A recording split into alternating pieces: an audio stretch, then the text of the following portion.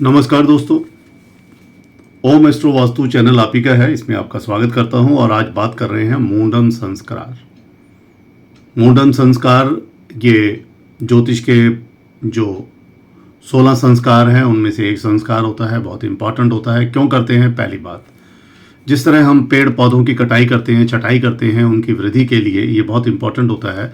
जैसे पेड़ ज़्यादा बढ़ रहा है तो कटिंग करी, उसी प्रकार जो पिछले जन्मों के कुछ हमारे मन में विचार होते हैं, उन कर्मों का कुछ लेखा जोखा होता है या उन कर्मों की कुछ कमियां होती हैं, उनसे मुक्ति पाने के लिए ये मुंडन का संस्कार किया जाता है। यानी जो जन्म के समय के बाल हैं उनको सारे बालों को हटाया जाता है।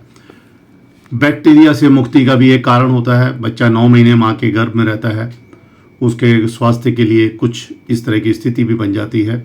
हिंदू धर्म में जो 16 संस्कार हैं उसमें ये 8वां संस्कार है, बहुत ही इंपॉर्टेंट होता है। 8 का नंबर शनि का है तो आप इसकी इंपॉर्टेंस मान लीजिए, ये बहुत ज़्यादा ज़रूरी होता है। कुछ लोग नहीं करते हैं या ऐसे ही नाई की दुकान पे जाके बाल कटवा लिए और बाल भी वहीं छोड़ के आ गए, तो उनके बच्चों के साथ जो परेशानी दुर्घटना होती है बाद में उनको याद रहता है कि मेरे साथ ये ऐसा क्यों हो रहा है, और कारण तो सिंपल है। इसको नज़रअंदाज नहीं करना चाहिए। कोई बहुत बड़ा समय नहीं है जब आपके लिए वो जो संतान है वो भगवान का रूप लेकर आ रही है, तो इतने काम तो बनते हैं करने। भाग्य, स्वास्थ्य की वृद्धि, सिर के बाल हटने से सूर्य की जो किरण है डायरेक्ट एनर्जी आपके शरीर पे आएगी। इससे क्या होगा? रोग प्रतिरोधक क्षमता में वृद्धि। कब करें? लड़के के लिए विषम यानी ऑड वर्ष, पहला वर्ष, तीसरा, 5वां और 7वां, इसके बाद तो फिर ज़्यादा हो जाता है।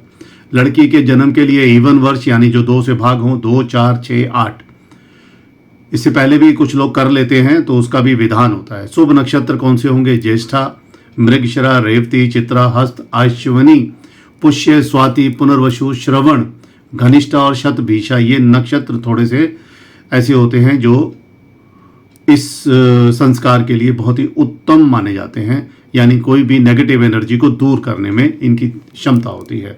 अब बात करते हैं कौन से वार। वार भी बड़े इंपॉर्टेंट हैं। सोमवार, बुधवार, गुरुवार और शुक्रवार बहुत उत्तम दिन है। तिथियां भी काफ़ी विशेष रूप से जान लीजिए। द्वितीया, तृतीया, पंचमी, सप्तमी, दशमी, एकादशी और त्रयोदशी को भी कर सकते हैं। अमावस्या की तिथि बिल्कुल अवॉइड करिए।